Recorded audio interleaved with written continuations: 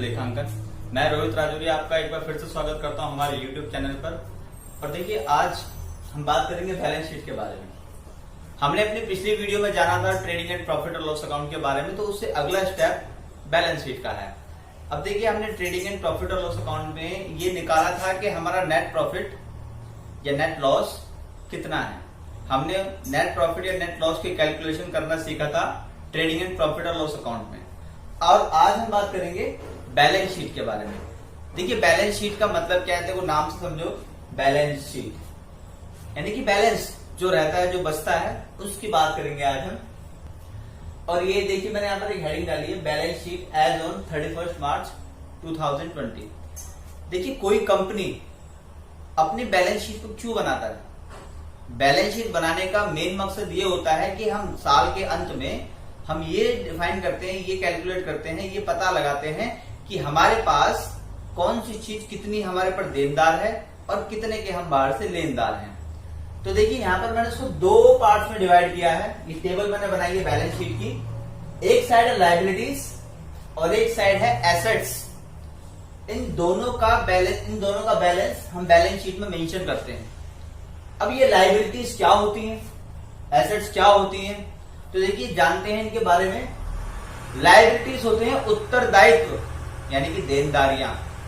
जो भी कंपनी की देनदारियां हैं, जितने भी कंपनी के ऊपर दायित्व हैं, जो कंपनी को पैसा देना है, वो होते हैं लायबिलिटीज। और ये होती है साइड एसेट्स की। एसेट्स यानी कि संपत्ति के बारे में, एसेट्स के बारे में हम बात कर चुके हैं। डेप्रिसिएशन के टाइम पे भी बात की थी हमने, उसमें हमने फिक्स्ड एसेट्स के बारे में बात की थी। तो देखिए, आइए जानते हैं इसके एक एक कंपोनेंट्स के बारे में। सबसे पहले लायबिलिटी साइड में देखते हैं। यहां पर मैंने सबसे पहले मेंशन किया है कैपिटल अकाउंट। मैंने आपको देखिए अपनी कुछ पिछली वीडियो में मैंने आपको बताया था कि अकाउंट्स में कुछ ऐसे वर्ड्स आएंगे जो आपने सुने होंगे, लेकिन उनका मीनिंग कुछ और होगा अकाउंट्स में। तो यहां पर एक वर्ड है कैपिटल। अभी तक आप कैपिटल से क्या जानते थे? राजधानी। आज से आप कैपिटल को जानिए पूंजी। कैपिटल का मतलब होता है पूंजी। किसकी पूंजी, कैसी पूंजी, जानते हैं। जो भी एक कंपनी का मालिक है, जब किसी व्यवसाय को, अपने बिजनेस को शुरू करता है, तो शुरुआत में वो अपने पास से जितनी भी पूंजी यानी कि जितना भी पैसा लगाता है स्टार्टअप में, वो सारा होता है कैपिटल अकाउंट। अब कैपिटल अकाउंट को यहां पर मैंने लिख दिया, लेकिन उसके बाद मैंने यहां पर लिखा है कि उसमें क्या चीज ऐड होंगी और क्या चीज लेस होंगी। रिजर्व एंड सरप्लस को मैंने यहां पर ऐड किया है। अभी रिजर्व एंड सरप्लस क्या है, तो देखिए, रिजर्व एंड सरप्लस है जो हमने नेट प्रॉफिट निकाला था या नेट लॉस जो हमने निकाला था, जो हमें मिलता है ट्रेडिंग एंड प्रॉफिट और लॉस अकाउंट से। तो वहां पर जो भी हमें नेट प्रॉफिट या नेट लॉस मिला है, अगर नेट प्रॉफिट होगा तो प्रॉफिट को हम ऐड कर देंगे और लॉस होगा तो वो लेस हो जाएगा। और उसी को कहा जाता है reserve and surplus. Net profit कहां से मिला? ट्रेडिंग एंड प्रॉफिट और लॉस अकाउंट से। वहां पर से जो भी हमें प्रॉफिट हुआ उसको हम ऐड कर देंगे कैपिटल में, और लॉस होगा तो उसको हम लेस कर देंगे। उसके बाद मैंने यहां पर एक चीज कर रखी, लेस। ड्रॉइंग्स क्या होती हैं? ये चित्रकारी की बात नहीं कर रहे हैं यहां पर। ड्रॉइंग्स का मतलब होता है आहरण मतलब कि व्यवसाय में अपने पर्सनल काम के लिए जो पैसा निकाला है कंपनी के मालिक ने, जो ओनर है कंपनी का, एक व्यवसाय का जो ओनर है, उसने अपने पर्सनल काम के लिए व्यवसाय से जो पैसे निकाले हैं उसको बोलते हैं ड्राइंग्स। आप अपनी बैंक स्टेटमेंट में, बैंक की पासबुक में देख सकते हैं, उसमें विड्रॉल लिखा हुआ होता है, तो वो ड्राइंग्स वही होती हैं। ड्राइंग्स जो ये क्या है कि वो तो बैंक स्टेटमेंट में मतलब उसका अलग केस है, यहां पर हम अलग केस की बात कर रहे हैं ड्राइंग की। तो देखिए, ड्राइंग्स क्या बताया मैंने कि जो भी कंपनी का मालिक, जो भी कंपनी का ओनर अपने पर्सनल एक्सपेंसेस करता है कंपनी के अकाउंट के पैसों से, वो ड्राइंग्स होता है। यानी कि उसकी कैपिटल, जो उसने पैसा लगाया, मान लीजिए उसने 1 करोड़ रुपए अपने व्यवसाय को शुरू करने के लिए लगाया। अब उसने अपने पर्सनल एक्सपेंसेस वहां से करने शुरू कर दिए। मान लीजिए उसने अगर 5 लाख रुपए अपने पर्सनल काम के लिए निकाल लिए, तो 5 लाख रुपए उसके 1 करोड़ में से लेस हो जाएंगे। तो वो होती है ड्राइंग्स। यही उल्टा भी हो सकता है, अगर वो पैसा लगाएगा तो उसकी कैपिटल बढ़ जाएगी, पैसा निकालेगा तो कैपिटल नीचे आ जाएगी। ठीक है। उसके बाद हम बात करते हैं लोन्स। दूसरा नंबर है लोन का, लोन्स एंड लायबिलिटीज। लोन यानी कि पैसा उधार लेना। पैसा उधार किससे लिया है हमने? देखिए यहां पर मैंने दो जगह लिखी है, सिक्योर्ड लोन्स और अनसिक्योर्ड लोन। यहां पर हमने जो भी पैसा लिया है क्या किससे लिया है? या तो सिक्योर्ड लोन है या फिर अनसिक्योर्ड लोन है। अब सिक्योर्ड लोन क्या होते हैं? देखिए सिक्योर्ड लोन का मतलब होता है कि हमने किसी भी रजिस्टर्ड बैंक से, फाइनेंस कंपनी से या किसी भी रजिस्टर्ड संस्था से हमने जो भी पैसा लिया है वो हमारा सिक्योर्ड लोन होता है। ठीक है, किसी भी बैंक से, किसी भी रजिस्टर्ड फाइनेंस कंपनी से हमने जो भी पैसा लिया है वो हमारा सिक्योर्ड लोन होता है। उसके अलावा हमने अपने दोस्तों से, रिश्तेदारों से, चाची चाचा, बुआ फूफा, नानी नाना, दोस्तों से, किसी से भी कुछ भी पैसा उधार लिया है वो होता है हमारा अनसिक्योर्ड लोन। तो वो दोनों लोन को यहाँ पर मेंशन किया है लोन्स एंड लायबिलिटीज में। भाई हमने उनसे पैसा लिया है, उनको चुकाना भी तो पड़ेगा, तो इसीलिए वो हमारी लायबिलिटीज है, हमारी जिम्मेदारियां हैं, हमारा उत्तरदायित्व है उनको पैसे लौटाना। अभी तक नहीं लौटाए हैं और ये साल के अंत में यानी कि 31 मार्च को जितना पैसा बचा है देना, हम यहाँ पर वो कैलकुलेट कर रहे हैं। ठीक है, ऐसे ही कैपिटल भी हमारी वही है, जो हमारे साल के अंत में जो बैलेंस बचा है 31 मार्च को, वो हमने यहाँ पर मेंशन किया है। पूरे साल में कितना हमारा नेट प्रॉफिट था वो हमने यहाँ मेंशन किया, कितना हमने पैसा निकाला, मालिक ने कितना पैसा निकाला उसको यहाँ पर हमने मेंशन किया, और कितना बैलेंस ऑफ कैपिटल का एक्चुअल में बचा हुआ है वो हमने यहां पर लिखा है। उसके बाद है सिक्योर्ड लोन।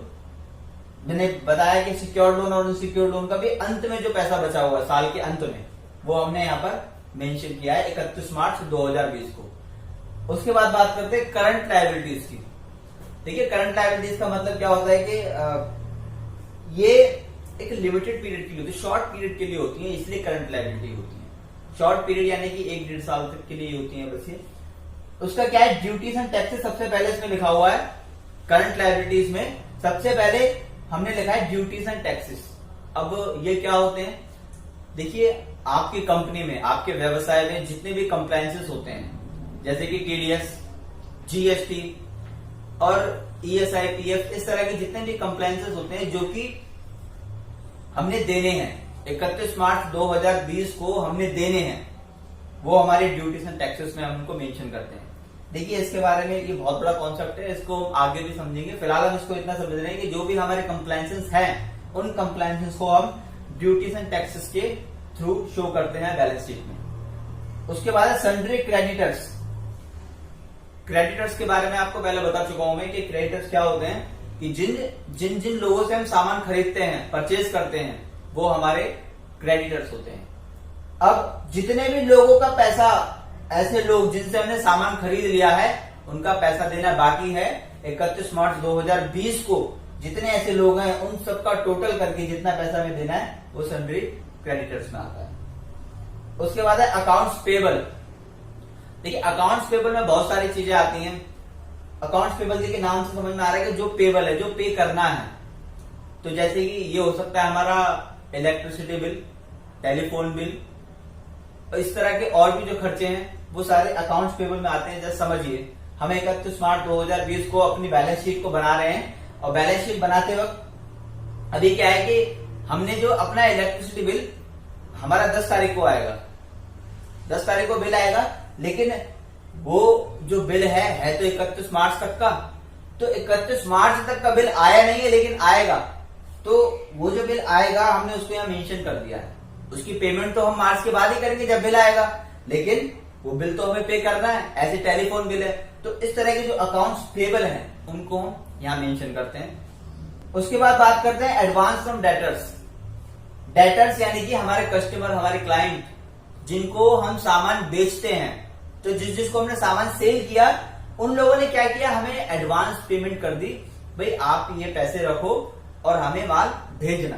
अभी तक हमने उनको माल यानी कि सेल नहीं की, गुड्स डिलीवर नहीं किया उनको हमने, या अपनी सर्विस प्रोवाइड नहीं की हमने, तो हमने क्या करा कि उनका पैसा तो हमारे पास आ गया, भाई हमारी जिम्मेदारी है कि उस पैसे के बदले हम उनको गुड्स प्रोवाइड कराएंगे।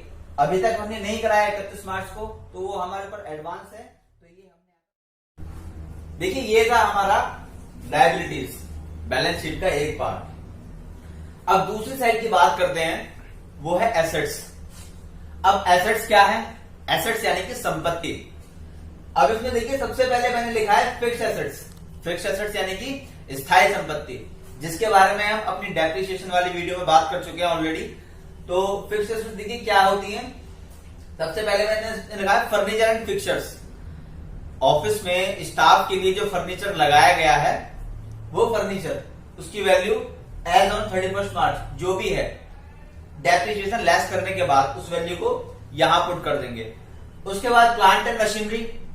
प्लांट एंड मशीनरी यानी कि जो भी मशीनरी हमारे पास अवेलेबल है और उसमें से डेप्रिसिएशन लेस करने के बाद 31 मार्च 2020 को जो भी वैल्यू हमारी बुक्स में बची हुई है उसको हम यहां मेंशन करेंगे। ऐसे ये कंप्यूटर्स की भी जो वैल्यू है बची हुई है डेप्रिसिएशन लेस करने के बाद उसको हम यहाँ पर पुट कर देंगे। उसके अलावा हमारी और भी कोई फिक्स्ड एसेट्स जो हमारी स्थायी संपत्ति होगी उसको भी यहाँ बुक कर देंगे और उसकी टोटल वैल्यू को हम बाहर मेंशन कर देंगे। तो ये तो थी हमारी फिक्स्ड एसेट्स। अब हम बात करते हैं दूसरा है इन्वेस्टमेंट। देखिए इन्वेस्टमेंट यानी कि हमने अपना पैसा कहीं भी निवेश कर रखा है किसी और जगह और जो फ्यूचर में हमें उससे उम्मीद है कि वो पैसा हमारे पास आएगा वापस। तो देखिए ऐसे ही ये होती है इन्वेस्टमेंट। तो देखिए इन्वेस्टमेंट में सबसे मैंने इसमें लिखा है एफडीज यानी कि फिक्स्ड डिपॉजिट। हमने कहीं भी अपने किसी बैंक में एफडी करा रखी है, फिक्स्ड डिपॉजिट करा रखी है, एक फिक्स अमाउंट को हमने डिपॉजिट करा दिया और उस अमाउंट पे हमें इन फ्यूचर इंटरेस्ट भी मिलेगा। तो वो हमें क्या है कि वो पैसा हमने अभी तो फिलहाल अपने दे रखा है किसी को, यानी कि बैंक को दे रखा है, किसी फाइनेंस कंपनी को हमने दे रखा है, तो वो एफडीज है और बाद में हमें वो मिलेगा, यानी कि लेना है हमें, लेनदारी है हमारी वो। तो एफडी इन्वेस्टमेंट का पार्ट है जो कि एसेट्स है, तो इसकी वैल्यू हम लिख देंगे यहाँ पर। उसके बाद आता है देखो करंट एसेट्स। जिस तरह से करंट लायबिलिटीज के बारे में हमने बात की थी ऐसे ही है करंट एसेट्स। करंट एसेट्स यानी कि चालू संपत्ति, यानी कि वर्तमान में जो भी हमारा लेनदारी है उसके बारे में बात कर रहे हैं अभी हम। लोन्स एंड एडवांसेस, वापस आइए इस तरफ। यहां पर जब बात की थी हमने लोन्स एंड लायबिलिटीज की, यानी कि जो पैसा हमने बाहर से ले रखा है सिक्योर्ड और अनसिक्योर्ड लोन दोनों मिला करके, उसी तरह से ये है। लेकिन यहां पर क्या है इसका उल्टा। जब हमने यहां पर पैसा लोगों से ले रखा है इसका मतलब यहां पर हमने पैसा जरूर लोगों को बाहर दे रखा होगा। तो जो भी हमने बाहर लोगों को उधार दे रखा है, अपने दोस्तों को, रिश्तेदारों को, चाचा ताऊ बुआ फूफा नाना नानी, किसी को जो पैसा हमने बाहर दे रखा है वो लोन्स एंड एडवांस है, वो हमें बाद में मिलेगा। उसके बाद देखिए सन्ड्री डेटर्स। इसी तरह से सन्ड्री डेटर्स, हमने जिसको सामान बेचा उससे हमें पैसा लेना है। जो भी 31 मार्च 2020 को जो भी हमारे पास अभी बैलेंस बचा हुआ है टोटल, जिसको हमने सेल की और उस सेल की वैल्यू का जो अमाउंट अभी बाकी लेना है हमें सन्ड्री डेटर्स से, उस वैल्यू को हमने यहां पुट कर दिया। उसके बाद देखिए cash in hand as on 31 March. जो भी हमारे पास कैश अवेलेबल है वो कैश इन हैंड हमारे एसेट्स है, करंट एसेट्स का पार्ट है। उसके बाद इसी तरह से जो बैंक में हमारे पास बैलेंस है, बैंक अकाउंट्स, वो भी हमारा करंट एसेट्स है। Advance tax. अब देखिए एडवांस टैक्स क्या है। देखिए as per the rules of government, as per the norms of government, हमें क्या करना होता है कि कुछ टैक्स एडवांस में जमा कराना होता है, जिससे कि ना तो कंपनी पे प्रेशर पड़े और गवर्नमेंट को भी थोड़ा थोड़ा पैसा किस्तों के रूप में मिलता रहे। तो कुछ टैक्स हमें एडवांस में जमा कराना पड़ता है, जो कि 4 किस्तें होती हैं, उसके बारे में डिस्कस करेंगे हम आगे। तो वो जो पैसा हमने जमा कराया है एडवांस टैक्स के रूप में, उसको भी हम करंट एसेट की तरह ट्रीट करते हैं। ऐसी बात करेंगे टीडीएस रिसीवेबल की। देखिए टीडीएस एक टैक्स होता है। हमारा क्या है कि जिस हमारे किसी कंपनी ने टीडीएस डिडक्ट कर रखा है वो हमें रिसीव करना है, तो वो टीडीएस रिसीवेबल करंट एसेट्स है। उसके बाद है इनकम टैक्स रिफंड। देखिए इनकम टैक्स रिफंड क्या होता है, जब मान लीजिए कि हमारा कुछ जो टैक्स है वो एक्स्ट्रा जमा हो गया है, एडवांस टैक्स जमा करते करते हमारा जो टैक्स था वो एडवांस जो जमा करा था हमने उसमें एक्स्ट्रा पैसा जमा हो चुका है इनकम टैक्स का। अब जब हम इनकम टैक्स की रिटर्न फाइल करेंगे उसके बाद ये पैसा प्रोसेस में आएगा जो कि हमें लेना होगा, तो ये भी हमारा क्या पैसा मिलना है, यानी कि करंट एसेट्स है। ऐसे होते हैं प्रीपेड एक्सपेंसेस। देखिए प्रीपेड एक्सपेंसेस क्या होते हैं, ये वो खर्चे होते हैं जो कि हमें पे करने थे अगले साल में पे करने थे, आगे पीरियड में हमें पे करने थे, लेकिन हम उसको एडवांस में ही पे कर चुके हैं। जैसे कि मान लीजिए कि हमने इंश्योरेंस कराया 1 मार्च को। कितना? 1 मार्च 2020 को हमने इंश्योरेंस कराया पूरे 1 साल का। अब इसमें एक बात समझिए, वो पूरे साल का इंश्योरेंस हुआ है, लेकिन 31 मार्च तक ये जो पीरियड है अप्रैल 2019 से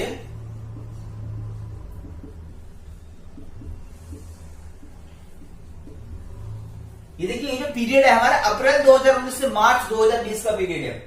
अब हमने 1 मार्च 2020 को इंश्योरेंस की इंश्योरेंस हमने इंश्योरेंस कराया, तो इंश्योरेंस जो हुआ पूरे साल का हुआ, 1 मार्च से लेकर के वो अगले 28 फरवरी तक के लिए हो गया। लेकिन इस पीरियड में तो केवल 1 महीने का ही जमा करना था हमें। हमने क्या कर दिया, उसको अगले साल का भी पैसा इसी साल में जमा कर दिया। तो जितना पैसा हमने एक्स्ट्रा जमा कराया है, हम पहले उसको कैलकुलेट करेंगे डेज से, कितने डेज का हमने जमा कराना था। हम 1 महीने का तो बुक करेंगे इस साल में, बाकी का हम प्रीपेड एक्सपेंसेस में बुक कर देंगे। ऐसे और भी खर्चे होते हैं, जैसे कि रेंट मान लीजिए हमने पूरा 6 महीने का एक साथ इकट्ठा जमा करा दिया है। अपने जो हमारा टेनेंट था उसको एक साथ हमने 6 महीने का रेंट दे दिया है। लेकिन क्या था, अब हमने 1 मार्च को रेंट दे दिया 6 महीने का इकट्ठा, यानी कि 5 महीने का हमने उसको एडवांस में ही दे दिया। तो वो जो है 5 महीने का रेंट वो प्रीपेड एक्सपेंसेस है, जो कि हमने एक्स्ट्रा दे दिया है। तो ये भी हमारा करंट एसेट्स का पार्ट है। तो दोस्तों, ये था बैलेंस शीट का फॉर्मेट। इसी तरह से आज हमने सीखा लायबिलिटी और एसेट्स के बारे में, इसकी जो भी कंपोनेंट्स थे वो हमने जाने, और आगे वीडियो में और भी इंपॉर्टेंट थिंग्स लेकर के आऊंगा मैं। तो सब्सक्राइब कीजिए हमारा चैनल और फॉलो कीजिए इंस्टाग्राम पे। Thank you so much.